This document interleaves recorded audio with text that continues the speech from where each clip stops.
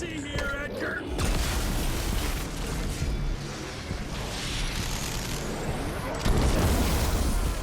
How about that? What is up, guys? Larko back with another video. Now this one's a bit different to my normal channel content, and if you're new, this is the first video you've seen of mine. I don't normally do stuff like this, but because I do play a lot of single player games on the side, I probably will start doing reviews of new games that are coming out.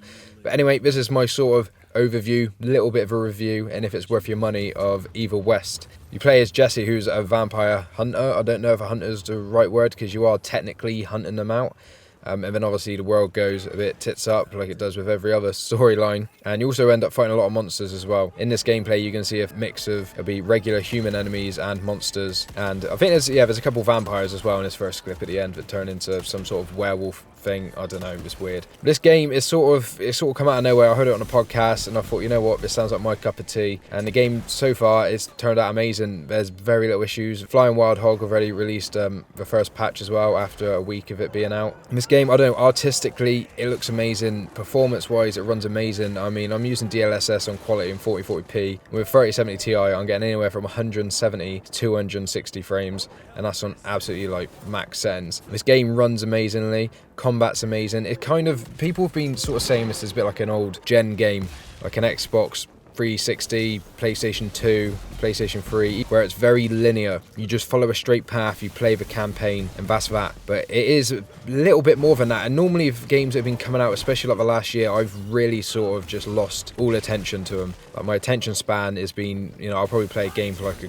couple hours, if that, and I'll go off them. But I keep finding myself playing this game. Now I haven't got a lot of free time in a week, so I haven't been playing as much as I'd want to, but I put 2 or 3 hours I think into it now, and it's pretty addictive. And I've got the difficulty on normal. You play either easy, normal or hard, and I'll tell you what, it is a bit of a challenge. Sometimes you think, oh, okay, these fights are easy, you know, you start smashing some enemies about, do some uppercuts, and then you get absolutely slaughtered. I think I've died like 3 or 4 times, which is quite uncommon for me in games. It does, the normal difficulty is a decent experience. I think it's very well balanced out. The behavior of AI and everything just sort of makes sense. Now when you start with the game as well, it seems like, oh, you got your gauntlet, you can punch, and that's it. And then you get a revolver and you can shoot, and then you get a rifle. Now these aren't, I'm not saying these in any particular order because I can't remember what order you get them in, but then you get a double-barreled shotgun, and then your gauntlet you get the zapper, which you'll see in this clips here. It's like the electricity stuff is coming out. The gauntlet, when you get the zapper ability as well, it also lets you block. You can pull enemies towards you, you can teleport towards enemies. Because when I first started playing this game, in like the first hour when you fight like the first boss and everything, I was wondering, like, you can't block, you can't counter, and I was thinking this game would be great if you had a block and a counter, and then it slowly comes in. And the more you play this game, the better it does get. And I did get this game a bit cheaper as well on CD keys. I think it was like 28 quid instead of like the Steam price of 40.99 or something, which I do think it is worth that price. Personally though, if I can get it cheaper, I'm going to. But the game itself, it feels great. It's just a great single player experience. And the main storyline on this as well, from what I've gathered so far, you're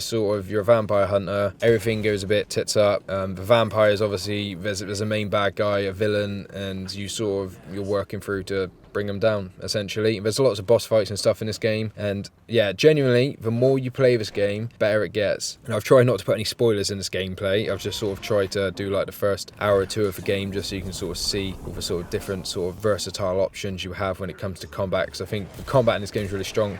This game does have good reviews on Steam. The cinematics are good though, the characters are interesting. That was the main issue I've got with other games. You know, you're playing a campaign and you just sort of lose focus and you can't really remember character names. You don't really pay attention to the story. In this game, like the story, obviously like the combat and everything takes first place. That's what it's like on every game. But the story is it's held back a little bit. Like, you don't think about the story too much. It's got a good, you know, cinematics. It's got a good storyline, and you're paying attention to it. But it's not at the forefront of your mind, which I think is also a good thing. You are just enjoying the game. It's just a nice linear experience. And this game also does have co-op. Fortunately, I ain't got anyone to play it with because this would be great to play. And I don't know how co-op will work. I don't know if the second player would play as another Jesse or if it would be played by Edgar. I'm not entirely sure, which is your partner. I think that's what you'd call him in the game. But the skill tree system, I want to say skill tree, but it's not really a skill tree. It's quite basic. You've got perk system, and then you've got like a upgrade path as well for like your weapons, your gauntlet and all that sort of stuff. It's very basic on this game.